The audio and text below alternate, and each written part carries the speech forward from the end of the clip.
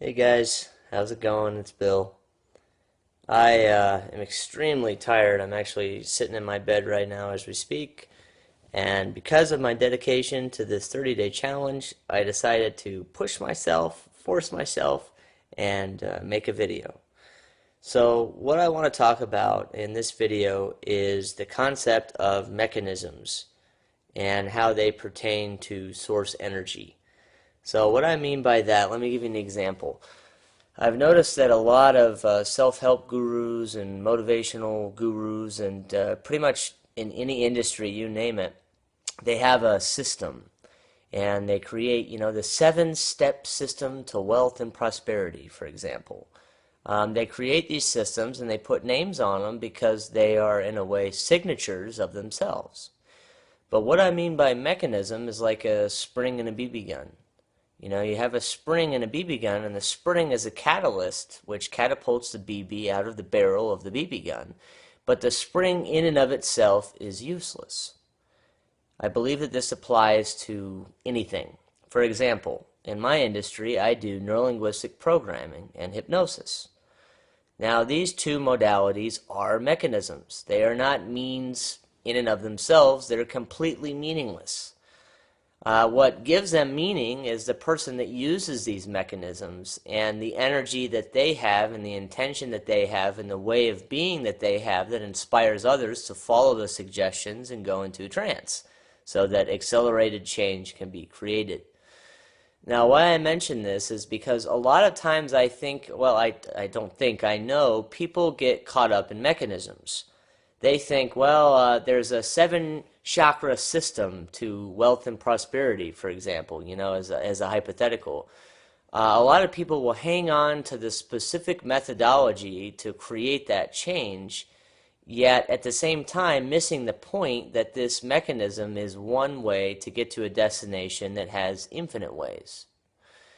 Now, for example, in Jack Canfield's training, Deb created this technology, right, to create massive change in people.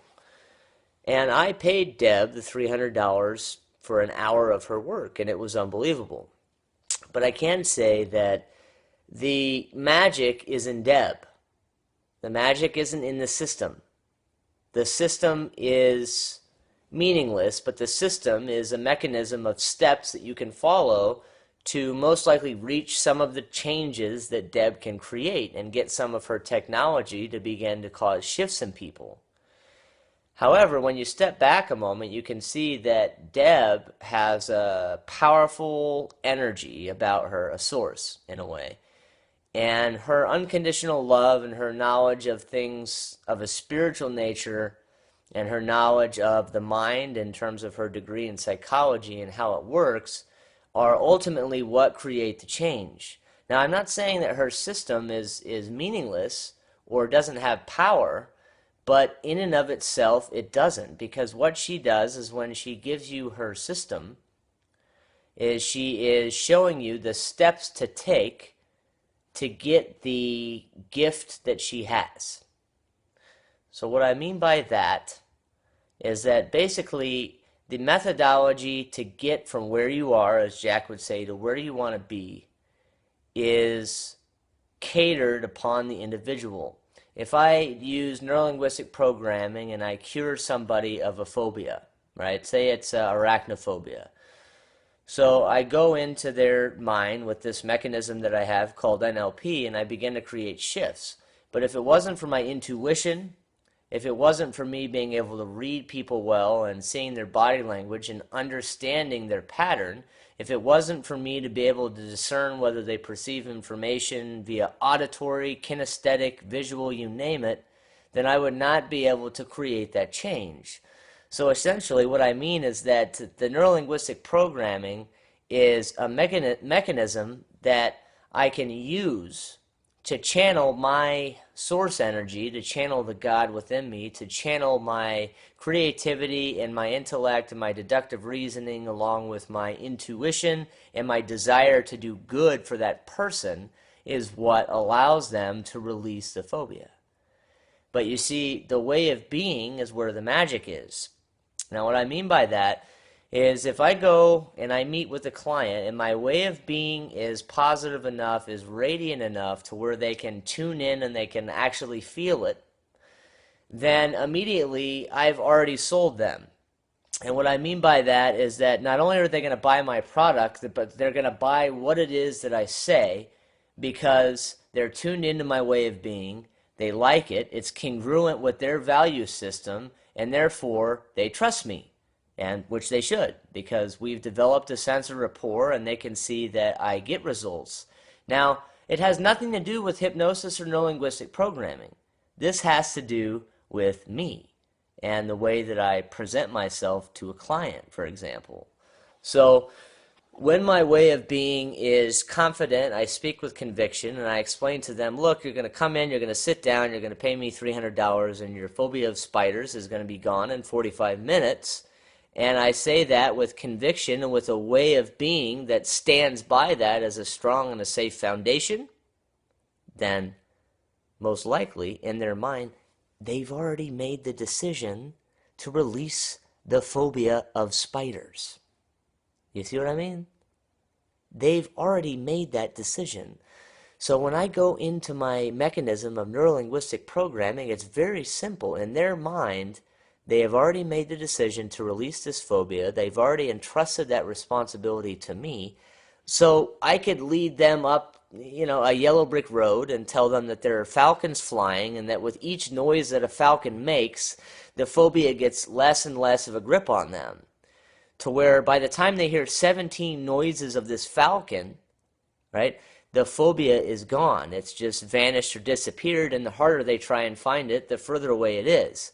And just by using this hypothetical mechanism of the falcon, truly, and I say truly, I mean this isn't just a crazy extremist example, I believe that I could do that in that situation.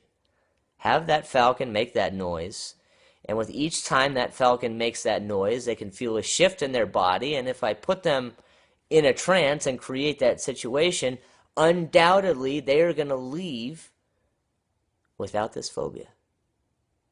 They've been doing it since the 70s. It's called the fast phobia cure. But my point is that I don't even have to use hypnosis. If my way of being is congruent, it does not matter what I do. Just like Jack Canfield says, if someone's way of being is good enough, he could do math equations on stage and people will be inspired and they will be hanging on the edge of their seat. Well, how is this possible, you might ask?